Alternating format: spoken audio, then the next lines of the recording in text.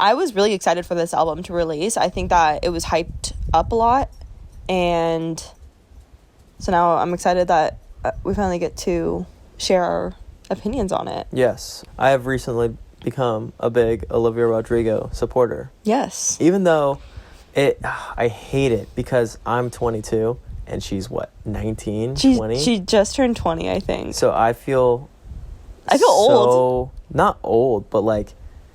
I feel weird supporting someone that's younger than me, but... But she's a billionaire. Or not a billionaire. She makes a lot of money. She makes a lot of money. She's doing well for herself. Yeah. It kind of like makes us feel a little bit bad about ourselves. Like, what are we doing? What the heck are we doing? I'm a dance teacher. We're podcasters. Yeah. We're podcasters now. So this is her sophomore album. We went in with relatively high expectations. Yeah, it was pretty hyped up. And I think we first listened to it together. Yeah. And I think I was a little disappointed. Yeah. It was sad. It was a sad situation for me because like I said, we were so hyped up. Listened to the whole thing together. We listened to it on YouTube with the lyric video so that we can analyze our opinions on it to give a solid review, and it wasn't what I was expecting. She was saying it was a 9. She was saying it was a 10. But it was like... Sour is hard to follow up, though. And that's what she was saying, too. She was like... She just felt insecure because she knows that she will disappoint fans if they don't like the Guts album. I just don't want her to turn into like a Khalid. You know, Khalid... Yeah. He came in hot. Yes. And then just... It's been fading, and now he's just like on a bunch of features. Like, I don't hear him ever. Yeah. And like the songs he's featured in... Good songs. Yeah, they're good, but his own original stuff just is... No more. It's just okay. Yeah. And it sounds like everything else. And he was the same... Wasn't he like... No, he wasn't the same age, but he was young. He's like in his 20s. Was he? Yeah. Is he in his late 20s now? No, he's like our age. Is he? I think he's like 23, 24. Damn. Yeah, so he, like, same path. Like, got super famous, super young. I lied. I think he's probably like 25 now. I feel like he's way older than worth assuming. I don't know. Okay, well... I just don't want Olivia Rodrigo to go down a similar path. I don't think that she will. I think she's too big right now. She has the potential to be Taylor Swift level. Yeah. I mean, that's why they compare the two so much, which I don't like. It's just... Stop comparing. They're different people entirely. They have two totally different sounds. Yeah. It's just... Yeah, but... Like, Olivia Rodrigo is more like living in early 2000s. Yes.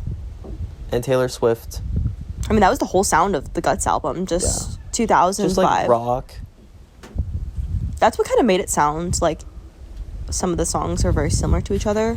Yes. They used the same instruments, changed some of the chords, and said, here's my sophomore album. Yes.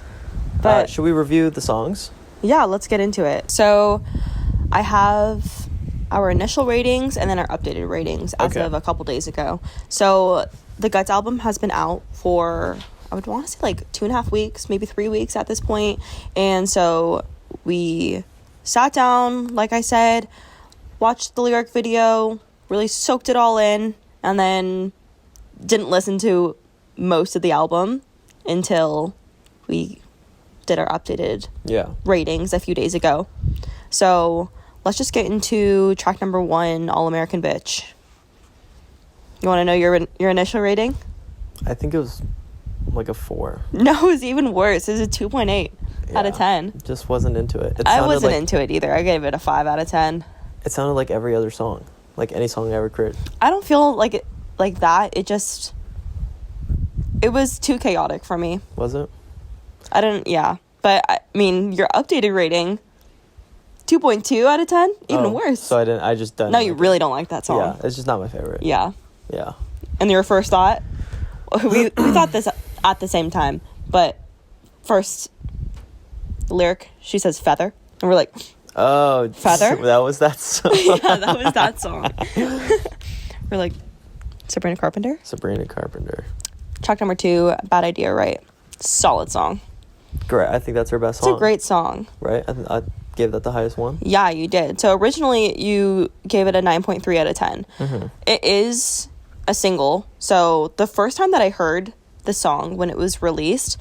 I thought it was a good song, but there was too much going on with that too. Like, I felt like that one was a little bit more chaotic.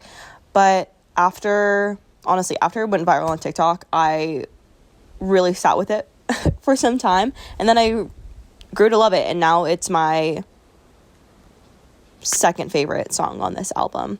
Originally, I gave it an 8.9 out of 10, and you gave it a 9.3 out of 10, but now that we've been listening to that song pretty consistently in the past few weeks, your rating was a 10 out of 10. Yeah, that was for sure my favorite song. I only didn't give it a 10 out of the album, and I gave it a 9.5 because at the very end of the song, that's when I want to skip it. After she finishes her lyrics and it just goes into the hardcore rock, I was like, ugh, skip. Skip. But a song that has no skips, Vampire. Good song. That's my 10 out of 10. Terrible music video. Terrible. Oh my god.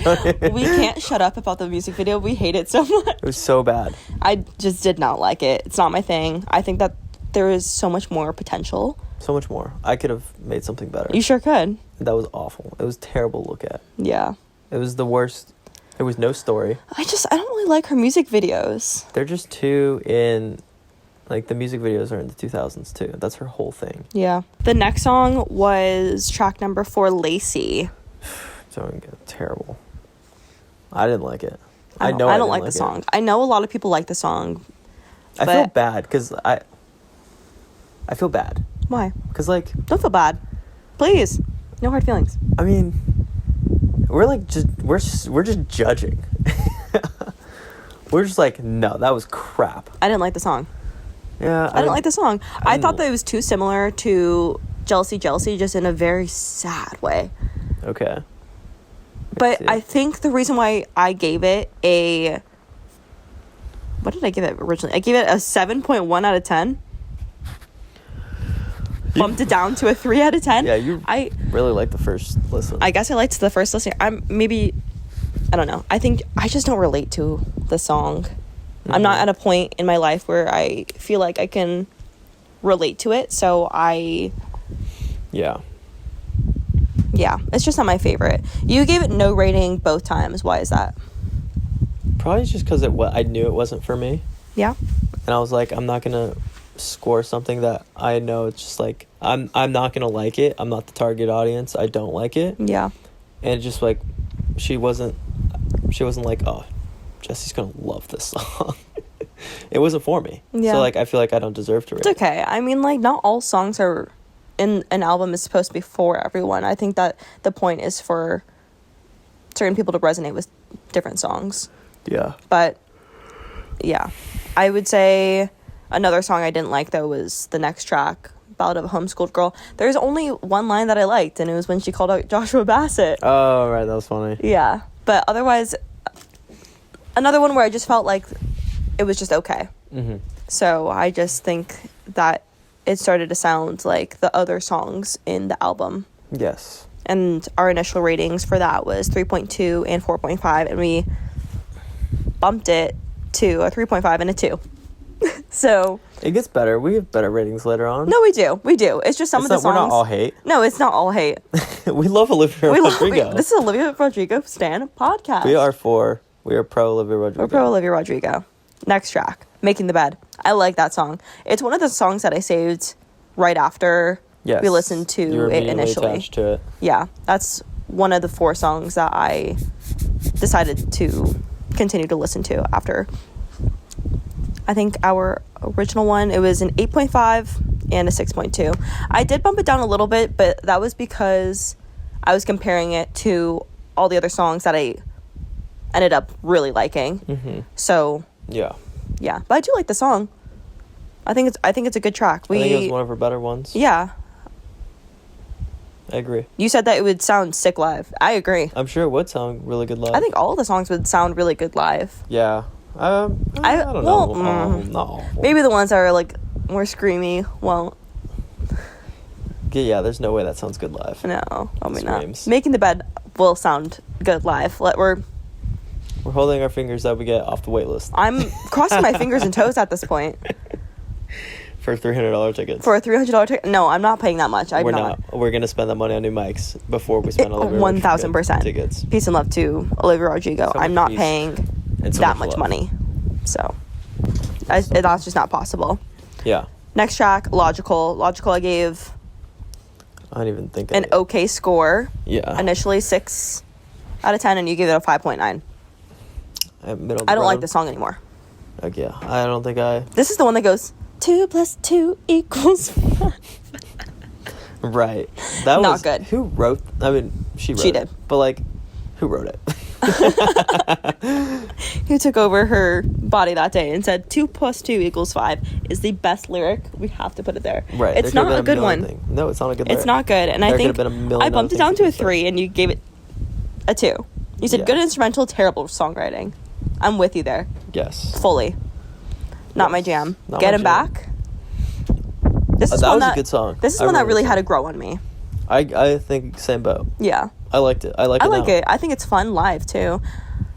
Yeah. The trends on TikTok with it are fun. I think that it's a good song. Initially, we gave it a 6.3, both of us, and then we bumped it to an 8 and an 8.4 for Get Him Back. So, I don't know. I liked this song a lot. Now, I liked it too. I didn't mind it.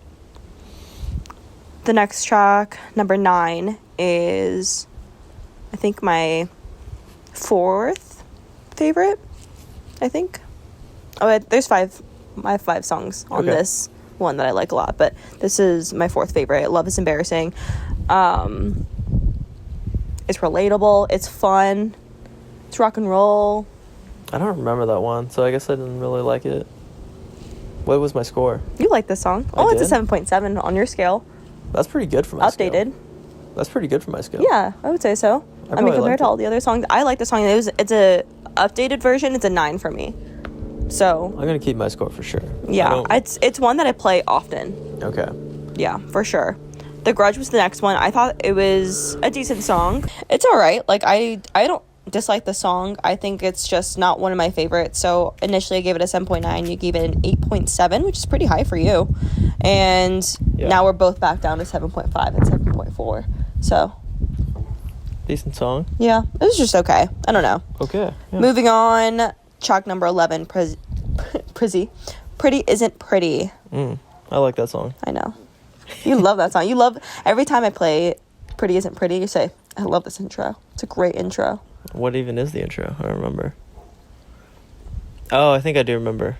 It's the one that you say it sounds like it should be in a 2000s movie. Right. Okay. That makes sense. Yeah. I like that one a lot. That's my top one for sure. I gave it a 9.5. So it's on the same boat as Bad Idea, right? For me. That's crazy. But okay. I like it. Last track is number 12, Teenage Dream. I think I liked this one at first. We both gave it 8.7, 8.8, but... Really? Yeah. I don't even remember that song. You know, now it's in the same thing as The Grudge for me. Okay. Good song.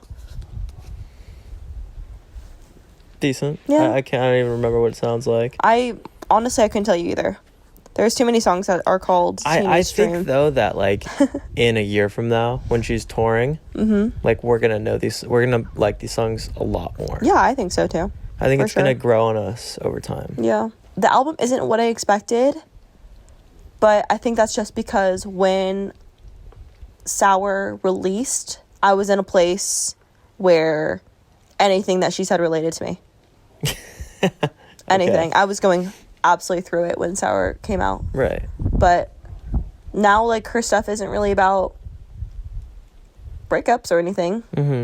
I mean, a couple of them are, but... I mean, you have to. Yeah. A singer-songwriter's going to have to write something like that. Yeah. In every album. Yeah. It's just... I didn't resonate heavy with anything in this album, for me. Is that all the songs? Yeah. What was your overall album rating? Like a 7. Okay. I think that's flat. Good. Yeah. We use decimals here. Yeah. Since you asked. Please.